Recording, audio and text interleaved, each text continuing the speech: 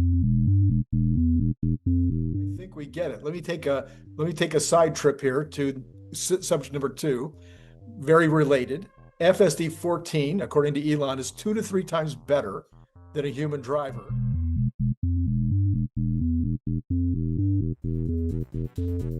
I don't think even the average bull got it last week, how important that was.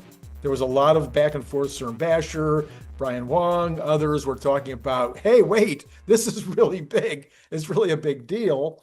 Um, I would think this is a game over statement. Elon says it'll take a couple of few months to debug, fine. But then in saying that it's a 2 to 3 times safer than a human, this is an SEC type of statement. If he's wrong, if he doesn't have the data to back him up, the SEC would be all over that. Yeah, yeah. So I think he's got the data, and if he's got the data, it would seem to me that any regulator seeing the data, if it's that clear, would have to say, yeah, go for it.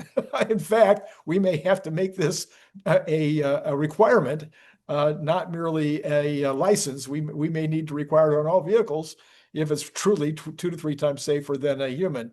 Anyway, what do you think's happening engineering wise? That's really where I want you to go with it. Yeah. Is what's happening engineering wise on FSD 14 and the integration with where we are with robotaxis, et cetera.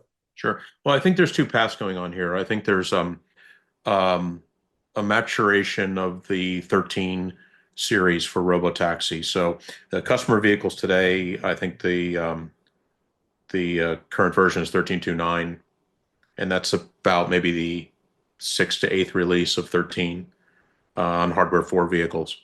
So I think what's going on here is that they've taken that model and before robotaxi with so-called Project Rodeo, which was their employee test version of robotaxi in Austin, and then now with robotaxi operating in Austin and the Bay Area, they've taken that 13 and they fine-tuned the hell out of it.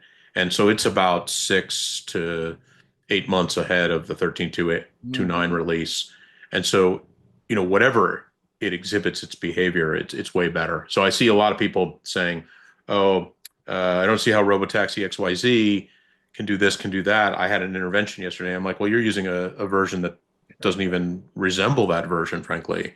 Okay. So now what they're doing is that they've got a parallel track, and the parallel track is version 14. So let's kind of peel this back. The difference between version 13 and 14 at the most principal level is that version 14 is a neural network model with about 10x the number of parameters. Now, without getting into the weeds on that, the best way of describing that is that it gives the decision tree, the framework of the neural net, more nuance and more decision points, if you will, to encode the driving function. So I like to think of a neural network as you pour data in, training data, and you build a function. And that function's outputs are accelerator, braking, and steering angle. Okay. And unlike a coded function where a programmer writes a bunch of code, it's this set of weights and biases known as the parameters of the network that take unseen data, new data, data that is presented from any particular robotaxi drive or any FSD drive in any city across the United States or now Australia or where, and outputs those values. So it's a driving function, right? Okay. So that function is got a set of weights and biases. Those numbers are meaningful. Not a single one isn't directly meaningful, and you cannot pull it out and say it did exactly this, but the box of them as a whole. Okay. So FSD on the ground today is the 13 model has a certain size to that model. We could characterize that any way we want. But what we would say, like we could say it's 2 billion parameters. I forget. I think I sort of had some sizing on it at one point. Version 14 is about 10x the number of parameters. So inherently, it has more decision points. The function's more rich or nuanced. And so now what does Tesla do? It's got the 13 version running on a parallel track. You know, they're taking data sets and they're labeling those data for drive problems that they see in the field in the Bay Area and Austin, and they're feeding them through and they're fine-tuning that model. Essentially, they're creating new versions of the build. And then when they think it's good enough, they put it into the field. They may put it into a non-customer based system first, and then they introduce it into robotaxi. But all of the data that they use to train version 13 and all this new data that's training these Delta builds is being kept somewhere nicely in a box. Okay. And that data, possibly with a lot more, is being used to train this new model 14. So while there isn't a direct linear relationship between the size of the model and its so-called safety, there is a relationship between those two things.